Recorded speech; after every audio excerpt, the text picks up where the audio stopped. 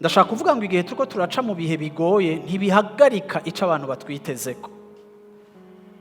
Iyo turiko turaca mu bihe bigoye ubuzima burabandanya. Iyo turiko turaca mu bihe bigoye amafacture urayariha. Iyo turiko turaca mu bihe bigoye abakwiteze kw'ikintu, abagusaba service, abagushaka kubufasha.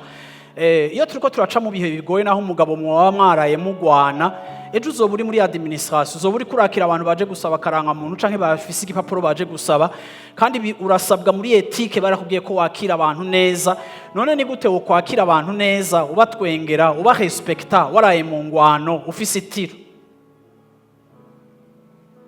Uri kurimvira ingene Matayo umugabo wawe yaraguteye umutwe uko uravyumva, ariko hagaca haza umuntu akubwira ngo nabuze biro nimero 5 ahiri ngo gwa hariya je ngaho nari 5. Oya, ni gute uyo muntu ushobora kumwamira ivyamwa vyiza mu gihe uri muri situation mbi akwiteze ko ivyamwa vyiza, ariko na wowe uri down?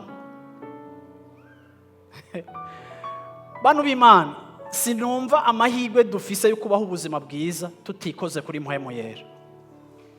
Ndemera ko turakeneye Mpwemu Yera. Ndemera ko turakeneye kudepanda kuri Mpwemu Yera. Yesu ashimwe cyane. Kubera iki abantu b'Imana? Mpwemu Yera ni washobora kudupompa akaduha ivyo tudafise, ivyo situation yacu itari kiraduha, ivy'isi itari kiraduha, ivyo abantu batariko baraduha, ikintu atakintu kimwe kiko kiraduha. Mpwemu Yera yashobora kukizana mu buzima bwawe. Haleluya, ntuse n'ivyo urimo ariko ugasa nk'uko asa.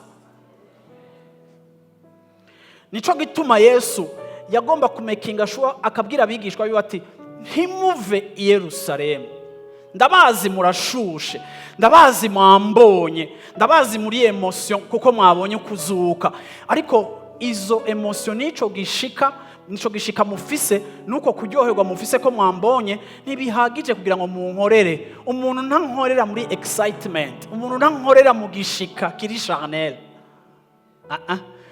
Mukeneye Mpwemu Yera kugira ngo mushobore gucika abatemwe banje. Kubera iki? Kuko ikintu cyose uza kureponda ko utuzuye Mpwemu Yera ucika umuntu ari defiant, urananirwa kandi urata ukomoka.